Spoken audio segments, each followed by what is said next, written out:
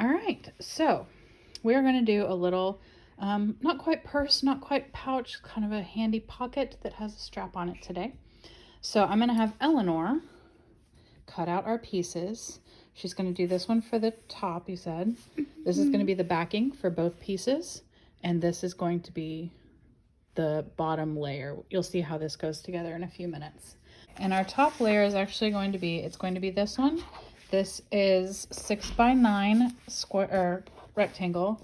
I got it from the book, but obviously you can just make a rectangle. It's 6 inches by 9 inches. Okay, so we're gonna pin it so that we're not cutting into the selvage, which is this part right here that looks different. We're gonna catch both layers. I'm lining it up with the selvage. I'm holding it down tight so that everything doesn't wrinkle up. I put a cutting board underneath here because it's a lot easier to feel where to pull it around and turn it around and come back up the other side. She's got all 4 corners pinned. I usually try to put the pointed part in towards the middle because then you're not going to poke your hand with it, right? And I'm going to have Eleanor use the sharp scissors, the fabric scissors that you don't use for anything else, to cut very carefully around the whole edges of this piece. We're then going to do the same thing with a piece of batting. I have just this thin batting that I had as a scrap from something. And then we're going to do it with the piece that's going to be on the back. So what we're going to do is we're going to make a sandwich. We're going to make 2 sandwiches, but for this one we're going to make a sandwich of this, which is going to be the top of the sandwich. Batting is in the middle, and then another fabric is going to be on the back. We're going to do our second bigger piece. It doesn't look bigger because this one is only 6 by 5.5, but the 6 is going to be our width. That's going to match our other piece. And you see how this one says fold at the bottom? What do you think that means? To fold it? Well, it means that we're going to fold our fabric that we're cutting. Now this fold is right here at the bottom, right? The part that is folded. And then we're going to pin our piece so that the part that says fold is right there along our fold. And then we'll cut that out. We'll do the same. Stop, please. We'll do the same with our pieces that are going to make up our back. Okay, now we're gonna make our sandwiches. I've made a pile. Let's see, actually, I think I switched. No, I didn't. Okay, we've made a pile of all of these that are this size and all of these that are this size. I'm gonna move my pattern pieces out of the way right now because we don't need them for sandwiches. Yes, we're making delicious sandwiches. Ew, those sound delicious because they're made out of Fabric? fabric. I know. So for sandwiches, we're going to use clips instead of pins, just because I find clips a lot easier, a lot less pokey. And for sandwiches, you can do that. So Eleanor, we're going to take, we're going to take one piece from each size and place it wrong side up. That means the side that doesn't have the main printing. You can go ahead and do that with the other size too. Make sure we've got a little room there for you. Are you just making videos so you can be famous online? Absolutely. I'm going to get so famous from these. All right, now we're going to take our pieces of batting, our pieces of the fluffy stuff that are the right size, and put them on each piece. Right now, it doesn't matter which is going to be our front and which is going to be our back. But I know which ones I want. Now you want to make sure that they're really squared up with the edges.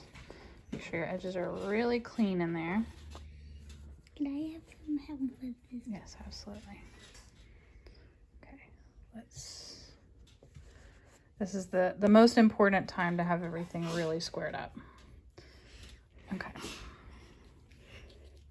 Now you're going to take your last piece and place it right side up on top of your sandwich.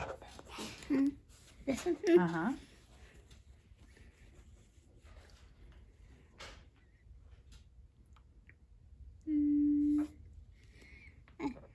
Okay, get those edges really nice and square.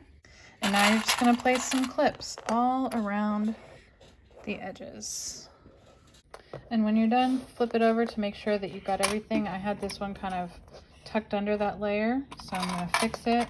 We've got a little bit sticking out here. That means because I have a little, just the way that we cut it lines up this way, we're going to do the stitching on this side so that we can make sure we catch all 3 layers.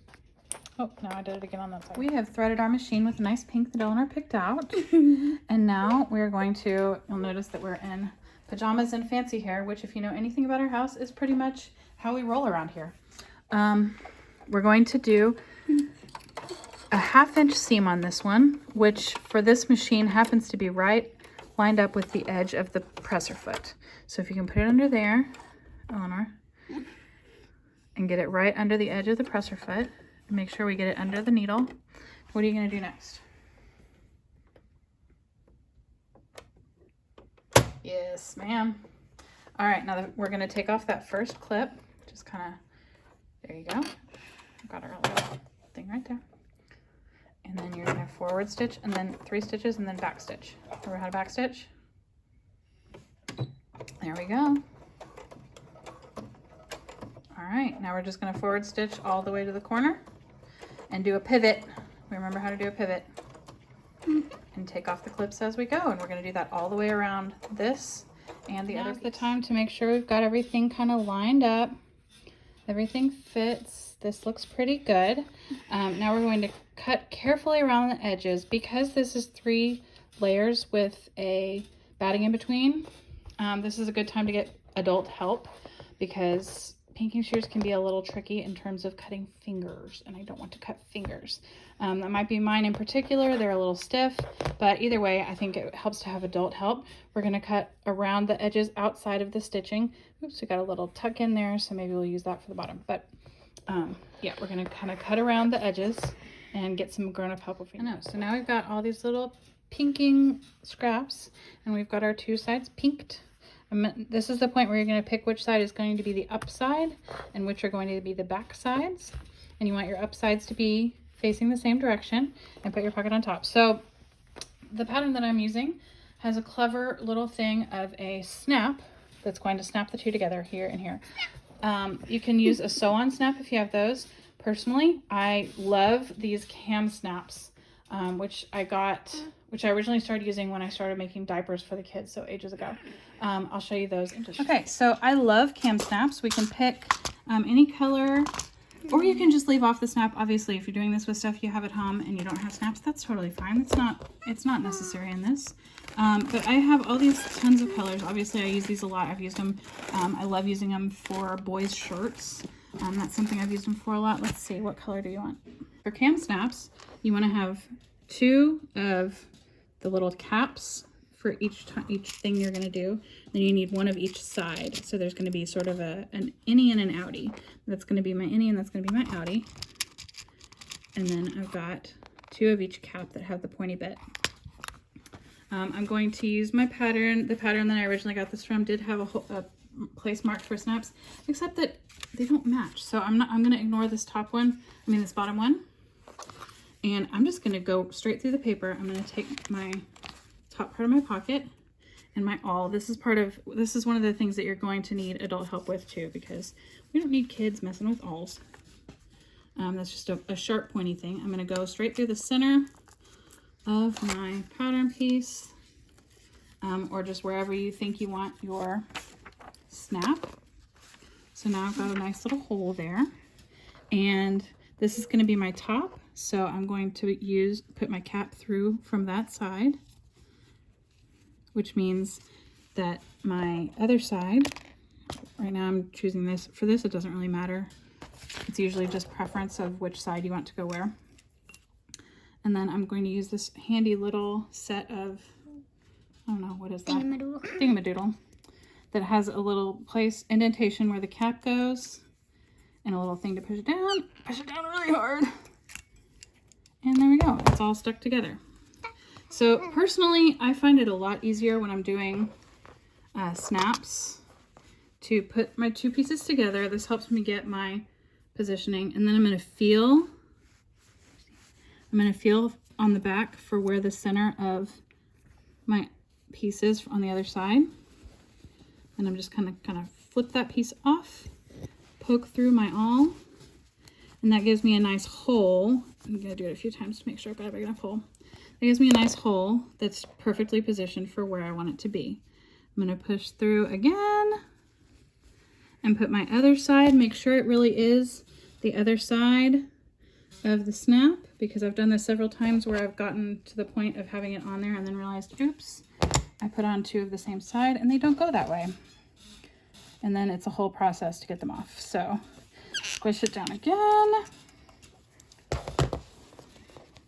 And this is nice because doing it this way and having the snap on before you stitch them together means you can snap the whole thing together, and then you're going to stitch down this side, across the bottom, and up this side. What we need to do right now, let's see, before I do that, is we're going to take my ribbon and we're going to stick that kind of in the side there, and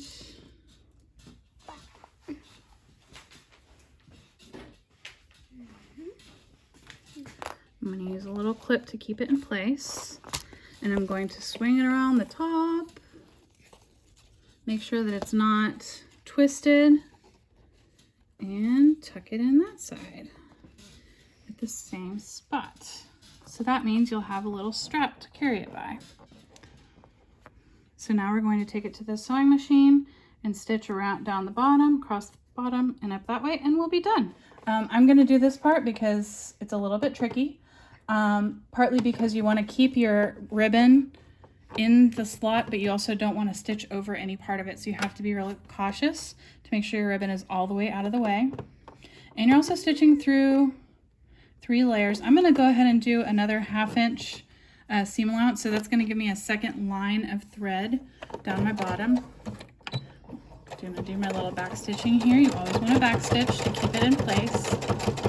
And then I'm just going to, I probably should have clipped these together.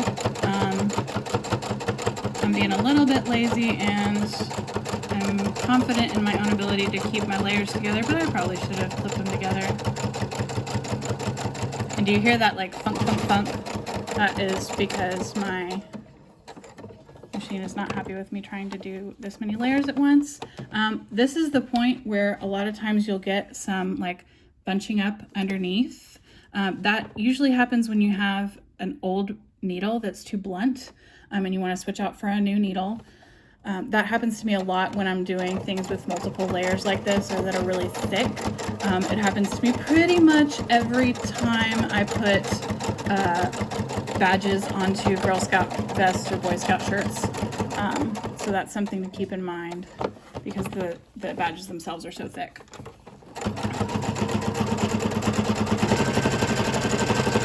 Zip my way down this side. This is also, sometimes this is like a weird fabric on the top here, and so it's kind of pushing forward. You could maybe use a walking foot to keep those layers together. I don't feel like using a walking foot today because it's such a pain to install. I'm going to make sure that this is still tucked in really good with my ribbon. And back stitch at the end.